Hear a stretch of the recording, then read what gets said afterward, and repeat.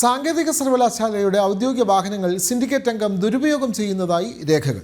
വാഹനങ്ങൾ ദുരുപയോഗം ചെയ്തത് സിൻഡിക്കേറ്റ് അംഗവും CPM മുൻ MPയുമായ PK ബിജുവും ഭാര്യയും ആണ് എന്നുള്ളതാണ് പരാതി. AKG സെൻറ്ററിലും CIT ഓഫീസിനും പോകുന്നതിന് സർവകലാശാല വാഹനം ദുരുപയോഗം ചെയ്യുന്നതായ CAGയുടെ റിപ്പോർട്ടിലെ കണ്ടെത്തലുകൾക്ക് പിന്നാലെയാണ് വീണ്ടും ഗുരുതരമായ വീഴ്ച. ജനം ബ്രേക്കിംഗ്.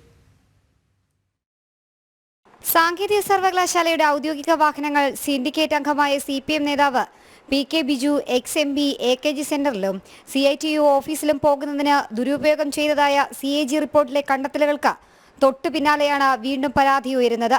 PK ബിജുവിന്റെ ഭാര്യ കേരള സർവകലാശാല ബയോകെമിസ്ട്രി വകുപ്പിൽ അസിസ്റ്റന്റ് പ്രൊഫസറായി നിയമനം ലഭിച്ച വിജി വിജയൻ കേരള സർവകലാശാലയുടെ ഔദ്യോഗിക വാഹനം AKG സെന്ററിന് സമീപത്തുള്ള വസതിയിൽ നിന്ന് 20 കിലോമീറ്റർ അകലെയുള്ള കാര്യവട്ടം യൂണിവേഴ്സിറ്റി ക്യാമ്പസിലേക്ക് ദിവസേന യാത്ര ചെയ്യുന്നതിന് അനധികൃതമായി ഉപയോഗിക്കുന്നതായാണ് പരാതി.